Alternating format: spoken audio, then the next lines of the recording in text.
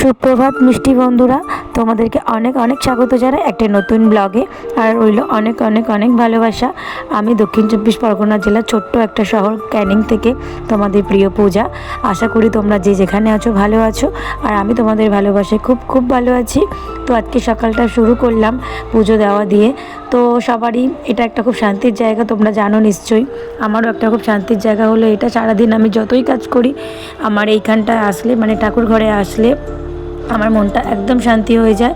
তার মধ্যে রয়েছে আমার একটা ছোট্ট গোপুসোনা। তো ওদেরকে সেবা করতে করতেই আমার সারাদিন কেটে যায়। এমনি তার সংসারের কাজ থাকে নানান রকম, জানোই তো আমাদের গৃহবধূদের সকাল থেকে রাত পর্যন্ত কত যুদ্ধ থাকে। আর কী যুদ্ধ সেটা তোমরা সবাই জানো। তারপর রয়েছে দুটো বাচ্চা ছোট ছোট, মানে সব মিলিয়ে মিশিয়ে মোটামুটি সারাদিন খুব নাজেহাল অবস্থা।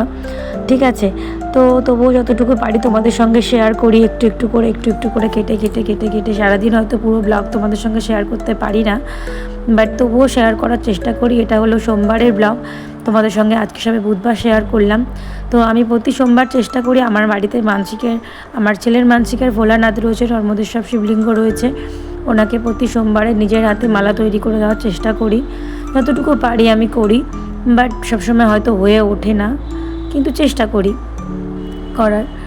আর ইগনোর করো, আমি নাইটি পরে পুজো দিচ্ছি সেটা তোমরা একটু ইগনোর করো। আমি শাড়ি পরা সকালবেলা একদম সময় পাই না, কারণ আমি অনেক সকালে উঠে তোমার পুজো টুজো শাড়ি, তো সেই সময় সকালবেলা শাড়ি পরার মানে সুযোগ থাকে না, কারণ সকালবেলা উঠে থাকে আমার ছেলেমেয়ের স্কুল। ওই জন্য আমি যতটা চেষ্টা করি স্কুলে ওদের পৌঁছানোর আগে আমার মোটামুটি অল টোটাল সব সকালের কাজবাজ শেষ করে দেওয়ার।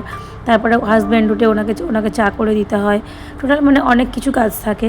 সুতরাং সেই জন্য আমি চাই যে মানে অনেক সকালে উঠে সকাল সব কাজবাজ কমপ্লিট করে দিয়ে তারপরে মানে রান্নাবান্না এইসবের কাজে হাত দেবো। আর ছেলেকে যেহেতু ছোটো অনেকটাই, সবে 4 বছর বয়স, তো ওকে মানে তুলে রেডি করে স্কুলে পাঠাতে অনেকটাই সময় লেগে যায়, যার জন্য আমার অনেকটা টাইম ওখানেই লস হয়ে যায়। তবুও কিছু করার নেই, আমি মা, আমাকে তো সব কিছু করতেই হবে। তারপর ওই দিন আবার এসেছিলো বাবার একটা অনেক দিনের প্রবলেমের জায়গা ছিল, মানে জমি ছিল, সেটা বিক্রি করছে একজনের কাছে, মানে কাছের লোকের কাছেই বিক্রি করছে কম দামের মধ্যে। তো সেই জন্য গেলাম আবার কোর্ট থেকে হয়ে সব কাজ কমপ্লিট করে। তারপর ছিল সোমবার তো আমাদের নিরামিষ। আর বাবা মায়ের চলছে অসৌজ এখন, যেহেতু আমার ছোটো দাদা মারা গেছে। ছোটো দাদা মানে আমার ছোটো দাদু, আমার বাবার হচ্ছে কাকা।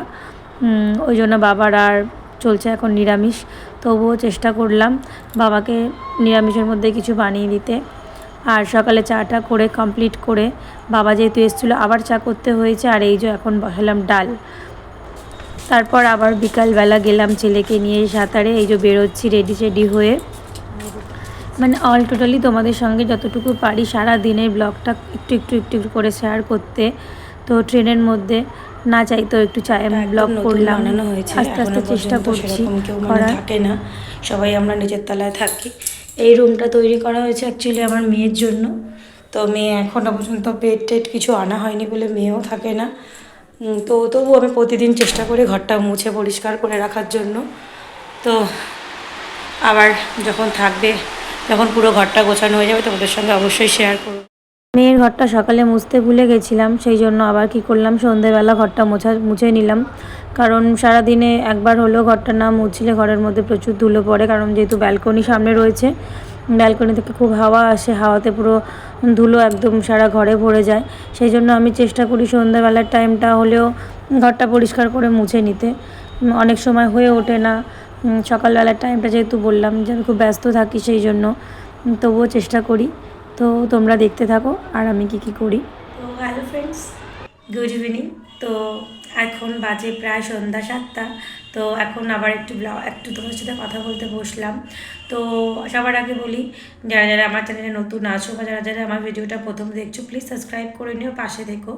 অবশ্যই কমেন্ট করে জানিও যে আমার ব্লগগুলো তোমাদের কেমন লাগছে। যদি ভালো লেগে থাকে তাহলে তো একটা কমেন্ট করো আর লাইক করো। তো যদি ভালো নাও লাগে তাও বলো যে কোথায় কোথায় প্রবলেম হচ্ছে। যেহেতু আমি ডেইলি ব্লগার, তো আমি ডেইলি ব্লগ দেখতে যদি নাও পারি সপ্তাহে 3-4টা করে ব্লগ দেওয়ার চেষ্টা করব তোমাদের সাথে। আর শর্টস তো আছেই। তো জানি না কত অবধি কী করতে পারবো।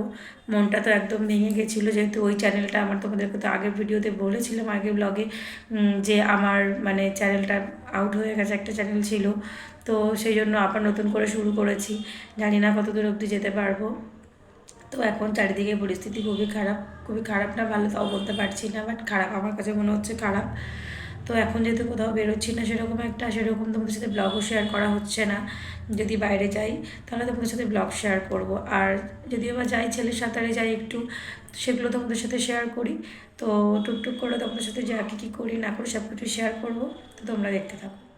সন্ধ্যা দিয়ে গোপুসোনাকে ঘুম টুম পাড়িয়ে আমার সব কাজ কমপ্লিট। তো এখনকার মতো টাটা, তোমরা ততক্ষণ ভালো থেকো, সুস্থ থেকো।